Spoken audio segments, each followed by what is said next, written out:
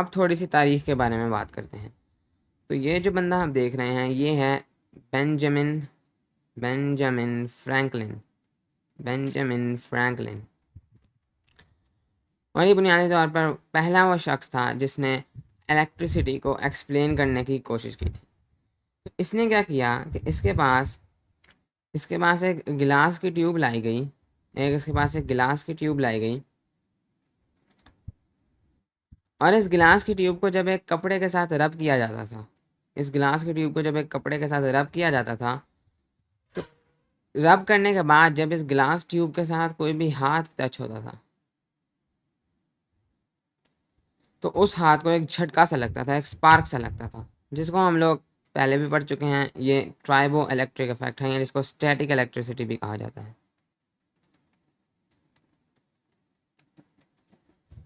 तो उस वक़्त जब ये केस बेंजामिन फ्रैंकलिन के सामने लाया गया तो उसने इस चीज़ को एक्सप्लेन करने की कोशिश की। उसने जब इसको तसव्वुर करने की कोशिश की तो उसने ये अज्यूम किया कि ज़रूर कुछ ना कुछ तो है जो इसके अंदर फ़्लो कर रहा है, तभी हमारे पास ये स्पार्क्स आ रहा है। जब उसने इस चीज़ को समझने की कोशिश की तो उसने ये थियोराइज़ किया कि समझ लो कि इस कपड़े के ऊपर कोई फ्लूइड है, कोई इनविजिबल सा फ्लूइड है। जब हम इस कपड़े को इस गिलास ट्यूब पर रब करते हैं तो वो फ्लूइड इस ग्लास ट्यूब पर लग जाता है, और जब हमारा हाथ उस ग्लास ट्यूब को टच करता है तो वो फ्लूइड हमारे हाथ को चला जाता है। तो बेंजामिन फ्रैंकलिन ने कहा कि इस कपड़े पर कुछ है, और जब हम इसको रब करते हैं तो ये कुछ ना कुछ जो है वो ग्लास ट्यूब पर चला जाता है, और जब ग्लास ट्यूब के साथ हाथ आता है तो वो इधर चला जाता है। तो बेसिकली उसने कहा कि हमारे पास जो भी है, मुझे नहीं पता क्या है,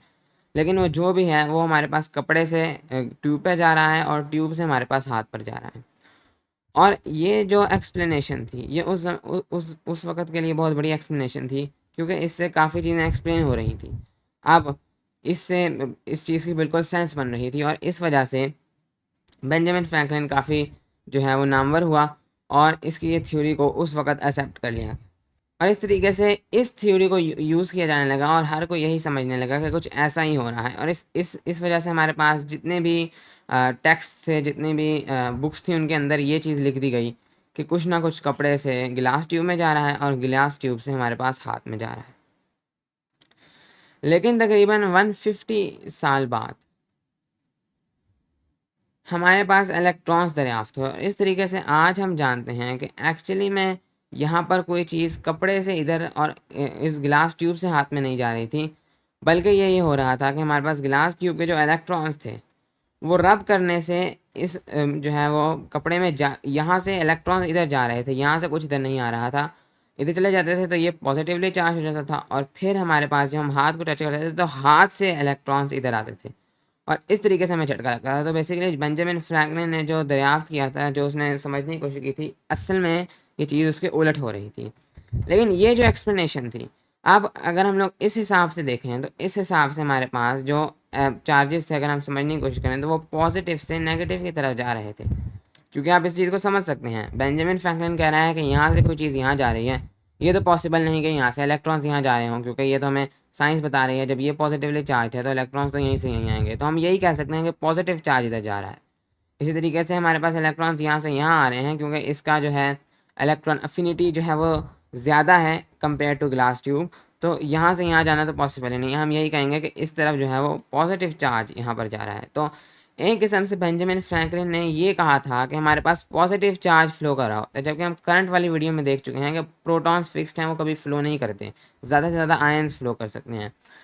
तो असली में हमारे पास जो हो रहा था वो नेगेटिव से पॉजिटिव की तरफ हमारे पास चार्ज फ्लो कर रहा था, जबकि बेंजामिन फ्रैंकलिन की जो थ्योरी थी वो बताई थी कि पॉजिटिव से नेगेटिव की तरफ चार्ज जो है वो फ्लो कर रहा है। लेकिन ये चीज़ जो दरियाफ्त हुई, ये तकरीबन 150 सालों के बाद इलेक्ट्रॉन्स दरियाफ्त हुए, फिर कुछ मज़ीद सालों के बाद ये चीज़ जो है वो समझी गई। तो इतने इतने टाइम में हमारे पास जो है वो कई बैटरीज जो हैं वो बन चुकी थी, और आप हमारी बैटरी के ऊपर वीडियो देख सकते हैं। तो उस वक़्त लोगों को कुछ पता नहीं था कि ये बैटरी वर्क किस तरह कर रही है, बस उन्होंने एक्सपेरिमेंट्स के साथ चीज़ों को साथ साथ रखना शुरू किया, तो उन्होंने एक्सपेरिमेंटली एक बैटरी बना ली, एक्सीडेंटली एक बैटरी बना ली और उसी को यूज़ करने लगे, और वो यही समझते रहे कि एक्चुअली में ये पॉजिटिव से नेगेटिव जा रहे हैं, क्योंकि इससे सारी एक्सप्लेनेशन तो ठीक है, बात तो फिर भी हम समझ उसको उसी तरीके से सकते हैं जबकि हो उसके उलट रहा है। तो इस तरीके से हमारे पास जो इतने अरसे तक तकरीबन 200 साल तक जो करंट की डायरेक्शन रही वो पॉजिटिव से नेगेटिव थी, और हमने आकर अब ये दरियाफ्त किया है कि असली में तो ये नेगेटिव से पॉजिटिव था। लेकिन अब इतने 200 सालों में ये चीज़ इतनी फेमस हो चुकी थी और इतने ज़्यादा टेक्स्ट में लेके जा चुकी थी कि अब इसको इतनी जल्दी चेंज करना कि सबको बताना कि नेगेटिव से पॉजिटिव है, और जितने जो है ये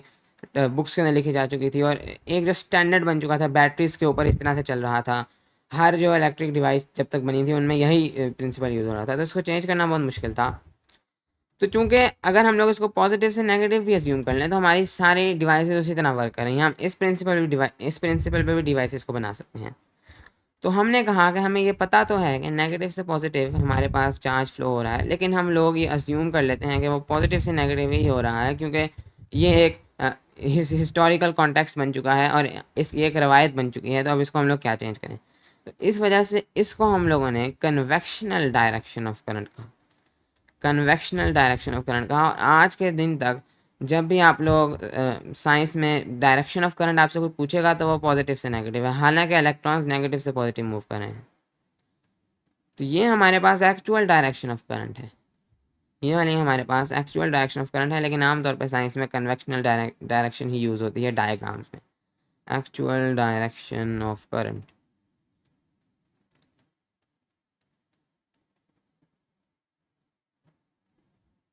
तो ये हमारे पास कन्वेक्शनल डायरेक्शन ऑफ करंट का आइडिया है। तो अब इस हिसाब से अगर हम लोग अपने सर्किट पे वापस जाएं, इसको हम लोग पिछली कुछ वीडियो से देखते आ रहे हैं, तो ये तो हम लोगों ने देखा है कि एक्चुअली में हमारे पास जो इलेक्ट्रॉन्स हैं वो नेगेटिव से पॉजिटिव की तरफ फ्लो कर रहे हैं, यानी इलेक्ट्रॉन जो है वो इस डायरेक्शन में, ये इलेक्ट्रॉन की डायरेक्शन का फ्लो है जो मैं येलो में दिखा रहा हूँ। लेकिन जब भी आपको पूछा जाएगा या जब भी हम लोग करंट की डायरेक्शन की बात करते हैं तो वो ये है कन्वेक्शनल डायरेक्शन ऑफ करंट, जो कि थोड़ा सा स्ट्रेंज है, लेकिन इसका ताल्लुक सिर्फ और सिर्फ हिस्ट्री से है, इसका कोई और रीज़न नहीं है। तो इस वजह से क्योंकि हम ये चीज़ भी यूज़ कर लें तो हमारे पास सारे प्रिंसिपल्स वही रहते हैं, हम बैटरी को और तरह अज्यूम कर सकते हैं, सारी इलेक्ट्रॉनिक डिवाइसेस तो काम करती रहेंगे क्योंकि हमें तो बस इलेक्ट्रॉन का फ्लो चाहिए। तो इस वजह से ये हमारे पास कन्वेक्शनल डायरेक्शन ऑफ करंट है, जबकि ये हमारे पास एक्चुअल डायरेक्शन ऑफ करंट है। तो ये चीज़ याद रखें, असली में तो इलेक्ट्रॉन्स नेगेटिव से पॉजिटिव की तरफ फ्लो कर रहे हैं, लेकिन इसको टेक्स्ट बुक्स में और इसको साइंस के अंदर ये अज्यूम किया जाता है कि ये पॉजिटिव से नेगेटिव की तरफ फ्लो कर रहे हैं रवायती तौर पर।